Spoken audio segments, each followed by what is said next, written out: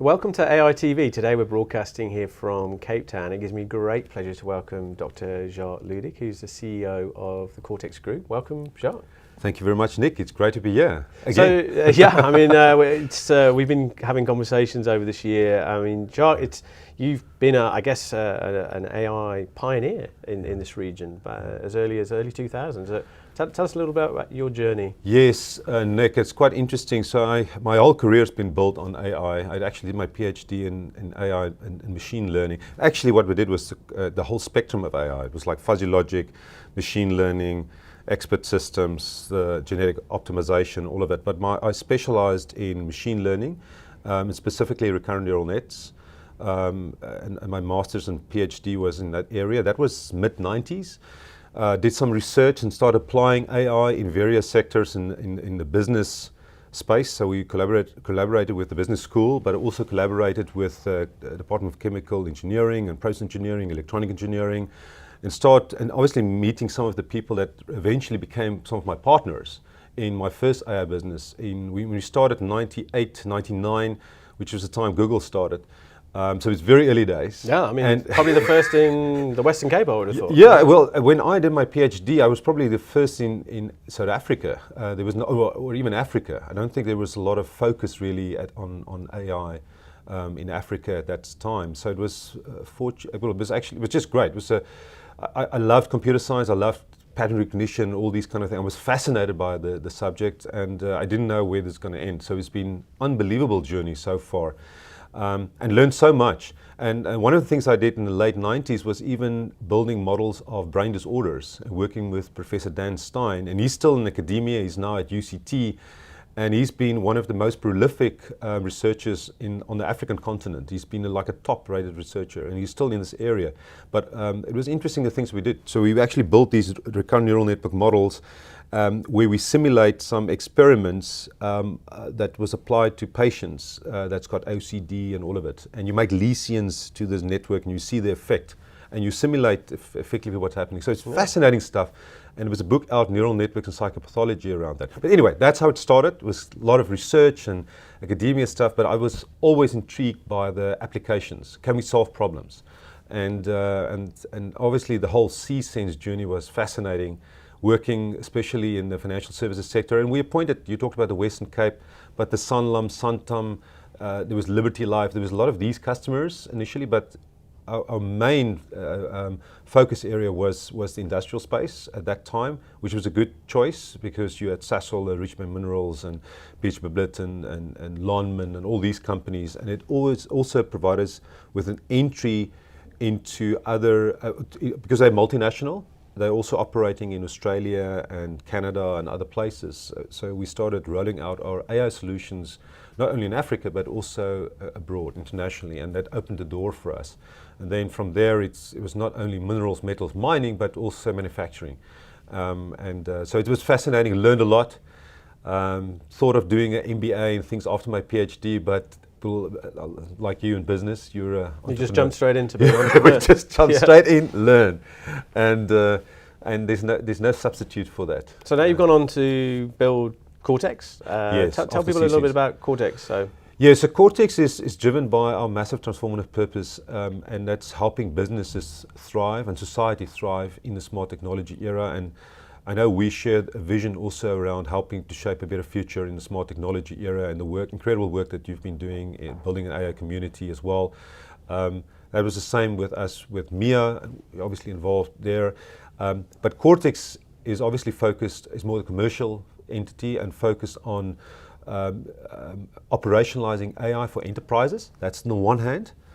On the other hand, we do live in a very interesting world right now where you see these scalable platform businesses, the Ubers, the Airbnbs, and Facebooks and Googles. That's super impactful, and I think there's opportunity because everything is becoming data driven to actually establish these scalable platform businesses. You either want to be an AI engine for that, helping to drive that, or you want to be that platform.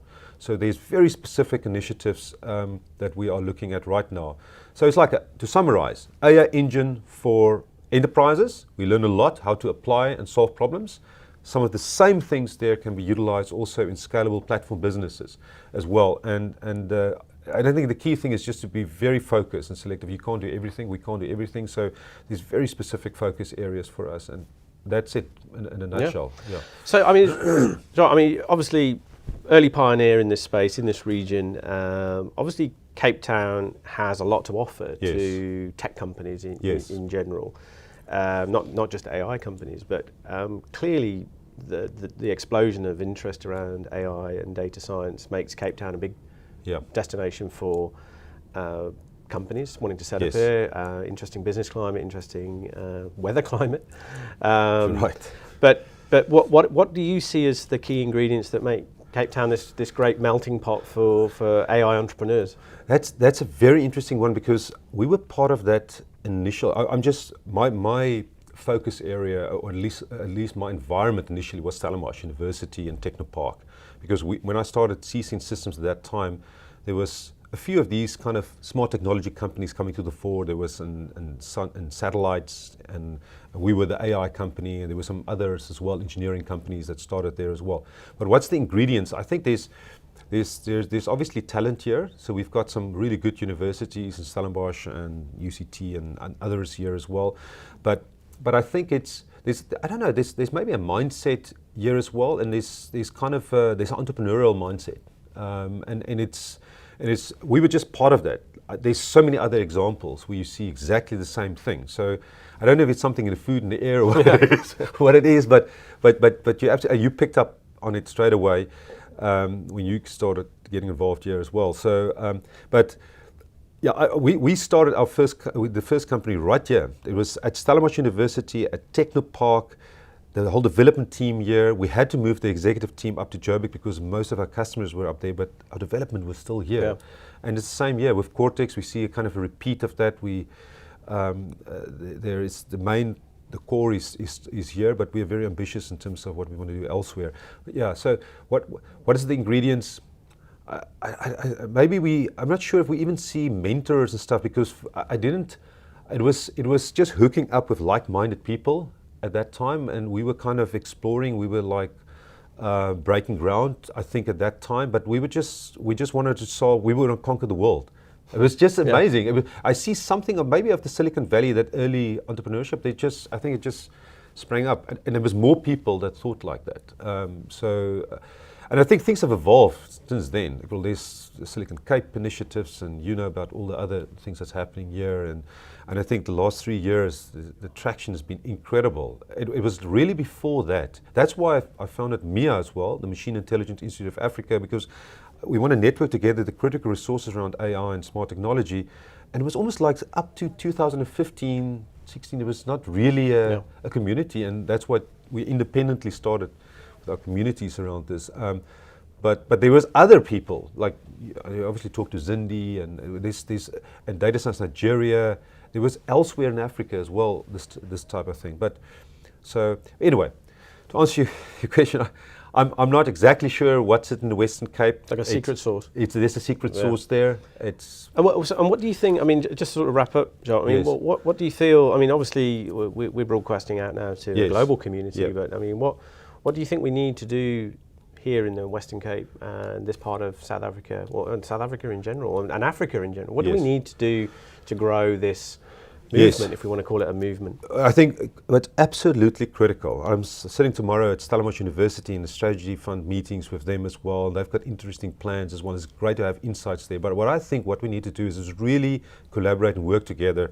We're going to be much stronger if we put all the stakeholders really come together and collaborate. So I think. So what do we need to do?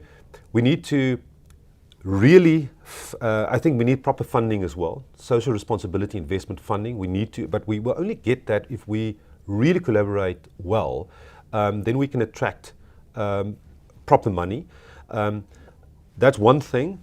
I think the whole education around AI, we need to share a lot more. We need to be slick around how do we build this community. I don't think we've tapped into the potential of what MIIA and what AI media and what all the things that we're busy with can do. So I think we're just scratching the surface here. So, and I think from a Western Cape perspective, we need to take a leadership position here. Clearly, we've got a lot going for us here. So if we can collaborate and showcase to the rest of Africa as well and the world how we can collaborate in an optimal way and how we get this right, we create an absolute successful center of excellence around smart technology, and then we can duplicate that and collaborate and help with other areas in Africa. And I think I saw a little bit of that with when we started MIIA. We had these panel discussions with their data science bootcamp when they just started trying to get off the ground, and then that helped a little bit, but then they created their own spiral, and you just